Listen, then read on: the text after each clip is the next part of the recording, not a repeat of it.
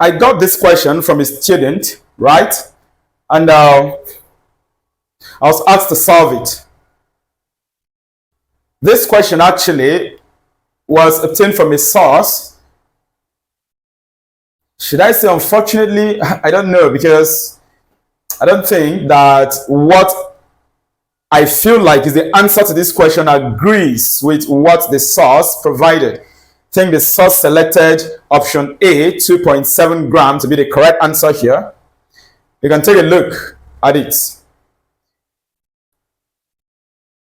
Okay, so I'm going to solve this question. I would also want you to solve yours, especially if you have excellent knowledge of electrolysis. All right?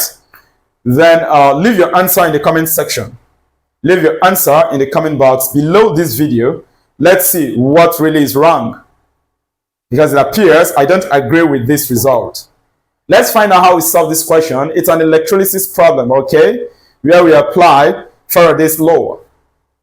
A quantity of electricity liberates 3.6 grams of silver from its salt. What mass of aluminium will be liberated from its salt by the same quantity of electricity? Now we're given the relative atomic mass of aluminium. We want to call it molar mass, molecular weight. The choice is yours. Just that molar mass has units. The unit is grams per mole, okay? Okay, that of silver is 108. That of silver is 108. So we're going to see how we solve this question. So this problem, looking at it, I want to say that it is a problem you can solve using Faraday's second law of electrolysis. Okay? If you are here to learn about the laws of electrolysis, please, I have this info link here on the GMAT 41's channel here. Click this info link. It's going to take you directly, okay, to the video lesson that deals with electrolysis, Faraday's laws, first and second laws, okay? So you can get better idea about this law and how it's been used. When you have different electrolytes and your examiner asks you a question on these different electrolytes in terms of the quantity of electricity liberated some mass from here, the same quantity of electricity liberated a certain mass from another different electrolyte. What solves that problem is the second law of Faraday in electrolysis. However, I want to say something, all right, that although you're using second law to solve, but the knowledge of second law actually comes from first law by Faraday in electrolysis, okay? So we're going to see what we would do here in solving this problem. The first thing we have to do is to write out their half-cell reaction equations, okay? Which of course is, think, cathodic reaction equation. Cathodic reaction equation. For silver, silver is univalent. So we have just this plus. In solution, silver is going to receive one electron, and then it's going to be deposited as silver metal. This is solid. You have aqueous. You have aqueous. Now, I really don't need to put this one. It's not necessary. If it is one molecule, we don't show it. So I might decide to wipe it off. Okay, for univalent ions, they will receive one electron in order to come out as a metal. In this form, this guy is in solution. So what we are going to do is, we know the mass of silver that is being liberated by this quantity of electricity. The quantity of electricity we don't know, but the mass of silver it liberated, we know that. So we're going to use that mass of silver it liberated to obtain that quantity of electricity. Then we'll now use that quantity of electricity against aluminium to calculate the mass of aluminium that is going to be obtained. So I am working from silver to aluminium. From here, we see clearly that 1 Faraday, which is the same as a quantity of electricity giving us 96,500 coulomb, produced 108 grams of silver. How many electrons do we have here? 1. Besides, silver is univalent. So from there, we would simply know that it requires 1 Faraday, which is equal to 96,500 coulomb of electricity to be able to produce 108 grams of silver. Therefore, what quantity of electricity will produce 3.6 grams of silver? What quantity of electricity? We don't know. We produce 3.6 gram of silver. So look at what I have here. 96,500 coulomb produced 108 gram of silver. What quantity of electricity will now produce 3.6 gram? All we have to do is to cross multiply. And if you solve that, your unknown quantity of electricity here is going to be 3.6 times 96,500 coulomb. And we're going to divide it by 108. The gram we cancel, 3.6 has gram, 108 is also mass. They'll cancel out. And we're left with Q to be equal to, let's work this out and see what we've got. 3.6, we're multiplying by 96,500, then dividing by 108.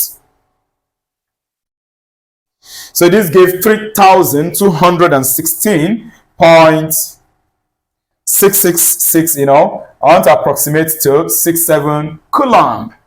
The unit of quantity of electricity is coulomb, okay?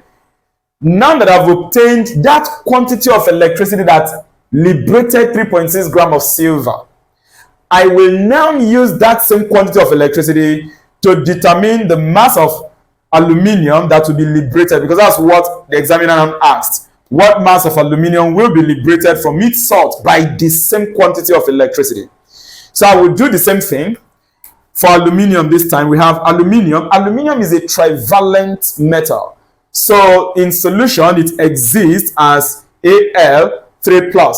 Now, if this guy is trivalent, it means that in solution it's going to receive how many electrons in order to be deposited at the cathode as aluminium metal. It is going to receive 3 electrons. Then that is going to come out as solid aluminium. These ones are in their aqueous state because they're in solution. And with this, we see clearly that we need 3 Faraday's to do this. 3 Faraday's, which is equal to 3 times 96,500 coulomb of electricity, should be able to liberate 1 mole of aluminium. And 1 mole of aluminium is 27 gram, given here, the relative atomic mass. Now, if by standard, 3 Faraday's, which is 3 times 96,500 coulomb, gives us 27 gram. This quantity of electricity will now produce what mass of aluminium? I repeat that again. If 3 times 96,500 coulomb quantity of electricity produced 27 gram of aluminium, this is by standard according to this equation, the stoichiometry. Therefore, this quantity of electricity, 3,216.67 coulomb of electricity, will produce what mass of aluminium? We don't know. So I'm going to say that it implies that 3,216.67 coulomb will produce, we don't know the unknown mass of aluminium. Cross multiply this and then you solve for M. Clearly M is going to be this times this. Then it's going to be divided by 3 times 96,500. You know that these coulombs will cancel out. So you are left with gram as unit of mass because that's what you are looking for. Let's find out the value of this. 3,216.67. Then multiplied by 27. We are dividing by 3 times 96,500. Of course, that denominator will be enclosed in brackets. I want to press it once. Good. So what I have here tells me that mass is equal to 0.3. 0.3. All right. So that is it, okay? I'm going to still solve this question again, but using direct formula method, okay? This method I used, I had to break down the concept for you to see what you're expected to know when solving questions like this. When you're applying Faraday's second law of electrolysis. Like I said, you apply it when you have 2 electrolytes. Are you following? You're passing the same quantity of electricity through different electrolytes.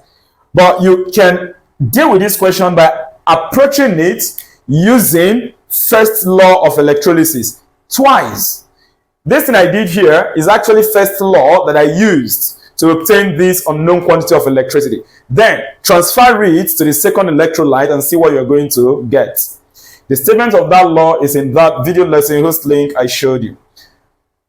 I'm going to teach you the formula method directly. Let's see whether we still get this mass, after which you drop what you got by solving this same question. Let's see where the problem is, okay? Because like I said, the source went for this 2.7 gram, which I am not in agreement with, okay? So I'd like to see, all right, what your own opinion about this question is, what the correct answer is, because from what I got here, I'm saying that 0.3 gram is the mass of aluminum that will be liberated by the same quantity of electricity. Like I said, let's see what the formula method is all about. All right, let us deal with this question by using the direct formula method. Like I said, when applying Faraday's second law of electrolysis, there is a formula we can actually use straight on and then solve. We don't need to go through all this, half-cell reaction equation in the cathode, the reduction reaction. You can just go straight and solve and see what you're going to get. So I will apply that formula and see whether we would get option D as the answer, just like I got in that step-by-step method, or whether it is option A, 2.7 gram, that we are going to get. So I just hope that I still get this anyway. Drop your own solution in the comment section. Let's see what the problem is here. All right, this is the formula you apply, okay? Like I said, this question is application of Faraday's second law of electrolysis, because we have different electrolytes whereby we are passing the same quantity of electricity through these different electrolytes. Now, I have this formula,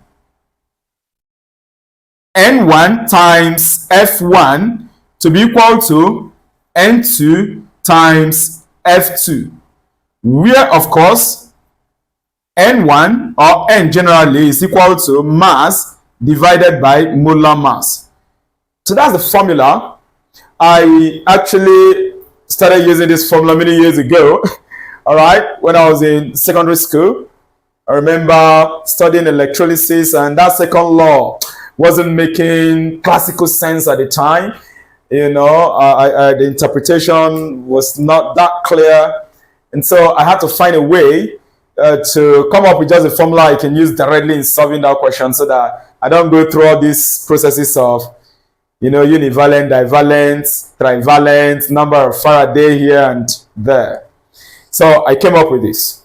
And let's see. In the question here, we are not given the number of moles. We don't know the number of moles. In fact, we are asked to find the mass liberated. So I'll be solving this question with mass. This N here represents number of moles. F here is number of Faraday's, okay? So what I want us to do now is, this first guy should refer to silver, while this second guy should refer to aluminum, which means I can rewrite this equation as number of moles of silver times the number of Faraday required to deposit silver. That will be equal to number of moles of aluminum times number of Faradays required to deposit aluminum. But remember, the number of moles is equal to mass over what? The molar mass. So I can now attack directly. Are you ready? Let's do this together. Now, in place of number of moles of silver, I am going to write mass of silver deposited divided by molar mass of silver. And in the question, mass of silver deposited is 3.6. So this is going to be 3.6. Or should I just show the formula fully so that you can see it? Since I'm solving in terms of mass, if this question, it is number of moles you are looking for, you can solve in terms of mole. Here, this is going to be mass of silver divided by molar mass of silver, then times number of Faradays required to deposit silver, equal to mass of aluminum divided by molar mass of aluminum, times the number of Faradays required to deposit aluminum. We can now substitute, I guess, right? Mass of silver in the question liberated by that quantity of electricity which you don't know. But with this formula, you have no business with that quantity of electricity anymore. Go straight and solve. This is going to be 3.6 divided by molar mass of silver, which is 108, given. Multiplied by the number of Faraday required to deposit silver. Remember, silver is what? Univalent. I showed it in method 1. and aluminium is what? Trivalent. Since silver is univalent, it requires just 1 Faraday, and 1 Faraday is 96,500 coulomb of electricity.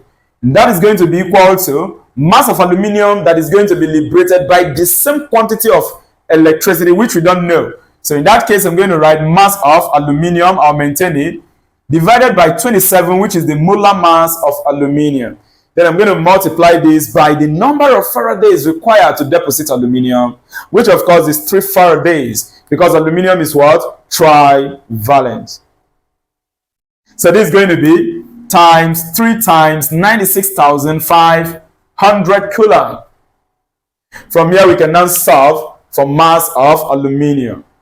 And of course, you see, this and this we cancel out. And let me tell you, why using this formula is just because I want you to see the whole thing as related to the stuffs about electrolysis. By this formula, you don't even need this concept of 96,500. See, I could just simply write mass of silver divided by molar mass of silver times the ionic charge of silver, which is 1. And then I'll come here, it's going to be mass of aluminium divided by molar mass of aluminium times the ionic charge of aluminium. I just wanted you to see this thing yourself of how swift it is using this formula, so that I can now write the formula here for you to see. Let's come up with it together. In fact, let me now write it here before we continue. This thing is the same as, it implies that here is going to be number of moles of substance 1 or electrolyte 1 times ionic charge, Q, where Q represents the charge, Q1, the charge. This Q is not quantity of electricity, take note. And that's going to be equal to N2 times ionic charge 2.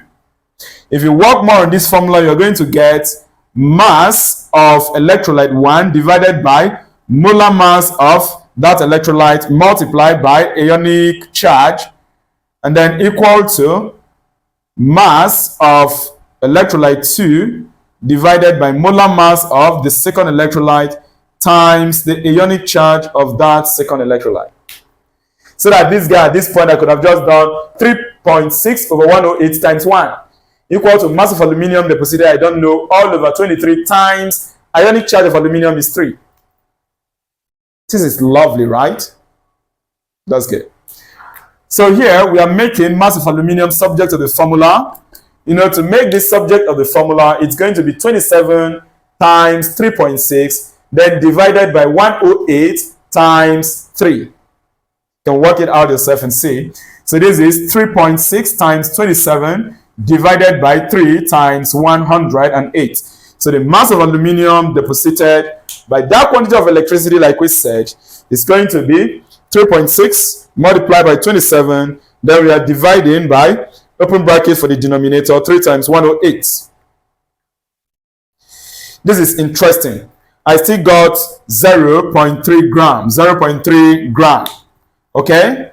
So I think it simply shows that the source that selected option A as the answer, there is slight error there. Okay? This is not the answer to that question. The correct option is actually option D. All right? 0.3 gram of aluminium will be deposited by the same quantity of electricity. And let me also show you something. Your examiner could have asked you to calculate that quantity of electricity that deposited that 3.6 gram of silver, or that will deposit the unknown mass of aluminium. All you just have to do is use this part of the formula. Mass of 1 liberated divided by molar mass of that electrolyte 1 times the ionic charge, and you get that Q directly. That is, you get that quantity of electricity that would deposit this 0.3 gram. Anyway, we are done with this question that the examiner asked of us, and I hope you understand this calculation. Please support the GMAT 41. I really need your support. Okay, I want to build a learning base for students at different levels of education. Okay, and without you, it will be difficult to have this done. So how can you support the GMAT 41? Please become our channel member. Below this video lesson, you have the join tab. Click on that join tab, and then join the GMAT 41's learning community. I appeal to you to select from the platinum level and above. And that is not all. The GMAT 41 also has this channel for basic level of learning. Basic 4 to Basic 9. That channel covers their work. The name of the channel is GMAT 41's Basic Class. I urge you to also subscribe to that too. And you can share that lessons to your younger ones so that they can learn. Are you following, right? They can learn from this channel also. Share this video. Invite your friends to join GMAT 41's channel. Whether you're preparing for JAM, for WAEC, whether you're in 100 level, 200 level, this channel is loaded for you friends. Thank you for tuning in. Like I appeal to you, share this video lesson to your friends and encourage them to subscribe to this channel also. Not to forget, turn on the notification bell so that anytime I upload any content, you will be personally notified. I'll be seeing you in my next video. To learn more about Faraday's laws of electrolysis, click on this end screen and it's going to take you straight on to the video lesson that covers that.